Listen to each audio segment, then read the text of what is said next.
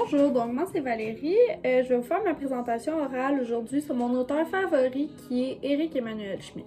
Donc, pour commencer, je vais vous faire une petite introduction à sa vie, donc un peu bibliographie. Ensuite, je vais vous présenter physiquement les livres que moi j'ai chez moi, vous dire lequel est mon préféré, pourquoi, etc., etc.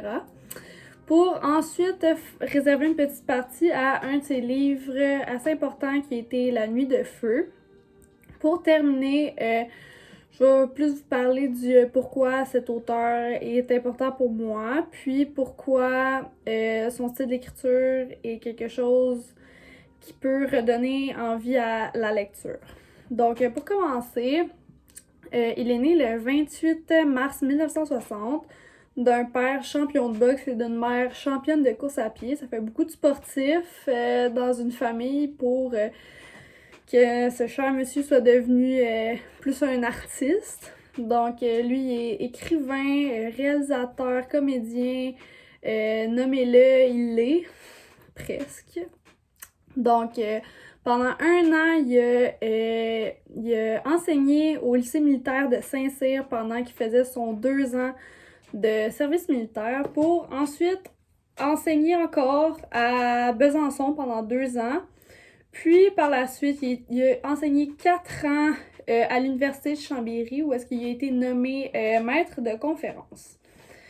Donc, par la suite, en 1991, c'est là que sa première pièce de théâtre est sortie, donc La Nuit de Valogne, qui est une sorte de réécriture de Don Juan, si on veut.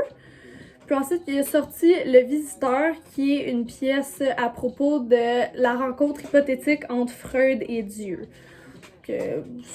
Ça le dit comme ça l'est.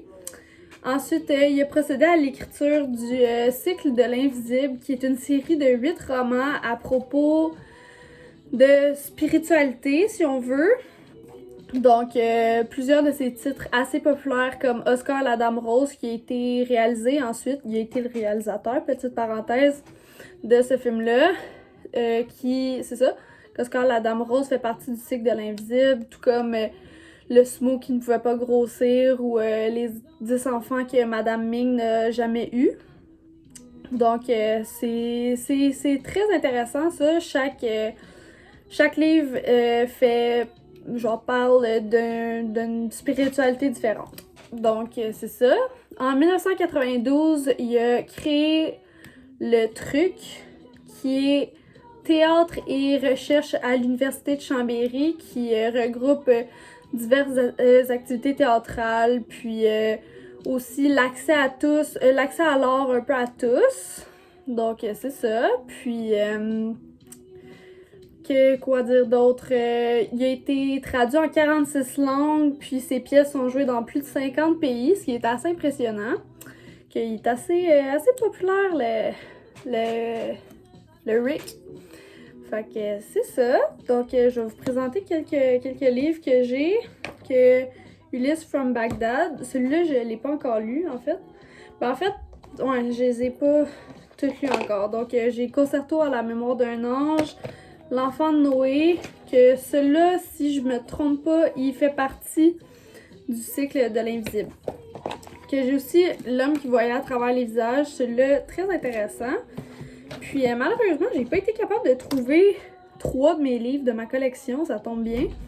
Ici, j'ai La femme au miroir, La part de l'autre, Les perroquets de la place d'Arezzo, je les ai d'habitude, je les ai pas aujourd'hui, bref. Les perroquets de la place d'Arezzo, c'est mon roman favori de Éric Emmanuel Schmitt. Je l'ai lu 2-3 fois. On peut qualifier ça un peu comme un encyclopédie, si on veut, de l'amour, de la sexualité et tout. C'est ça, ça parle de... C'est plusieurs personnages qui reçoivent tous le même message. Puis ça bouleverse un peu leur vie. Fait qu'on suit ça au travers... du livre, puis c'est très très intéressant.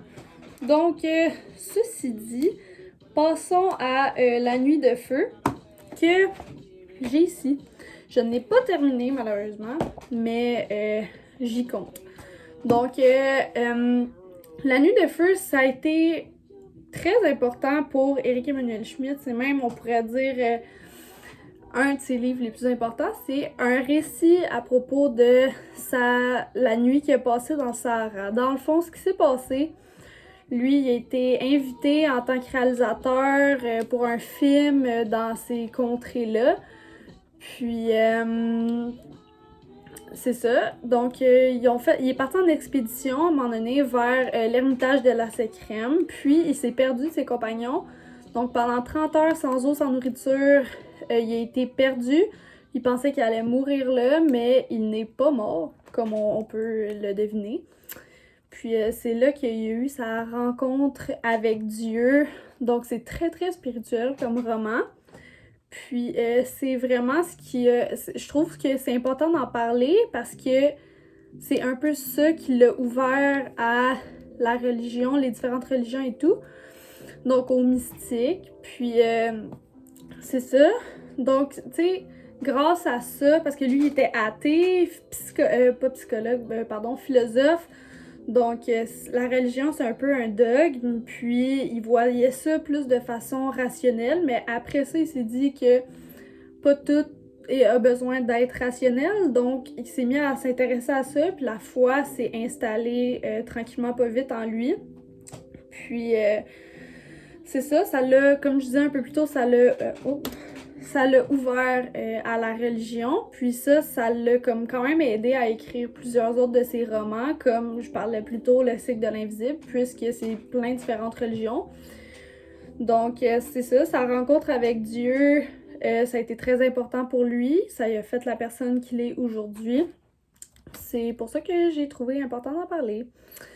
Donc, comme il a dit à un certain moment donné, je vais me permettre de lire une citation à ce moment-là. Donc, il a dit « Je suis né 2 fois, une fois à Lyon en 1960 et une fois dans le Sahara en 1989. » Donc, on peut voir que c'est très important. Donc, c'est ça. Pour terminer, moi, dans le fond, mon introduction à Éric Emmanuel Schmitt, ça a été en secondaire 4 avec le livre Lorsque j'étais une œuvre d'art, qui est à propos d'un homme qui se sent assez loser, pardon de l'anglicisme, qui se trouve laid, qui se trouve ordinaire, puis il est sur le bord de se suicider jusqu'à temps que un homme qui se nomme lui-même Zeus le change complètement, le transforme en œuvre d'art, puis ça le rend complètement en dépression. En tout cas, vous devez connaître. Donc, c'est ce qui m'a introduit à cet homme. Donc, puis c'est ça, comme je disais, ça m'a redonné un peu le goût à la lecture, puisque quand j'étais plus jeune, je lisais énormément. C'était ridicule un peu. Puis, tu sais, rentrer au secondaire, tout ça l'a comme arrêté. Puis, quand j'ai lu ce livre-là, ça m'a remis dans le feu de l'action. Je me suis remis à lire des livres parce que je trouvais que son écriture est tellement profonde. Elle est profonde, mais est facile d'accès. Donc, c'est pas comme...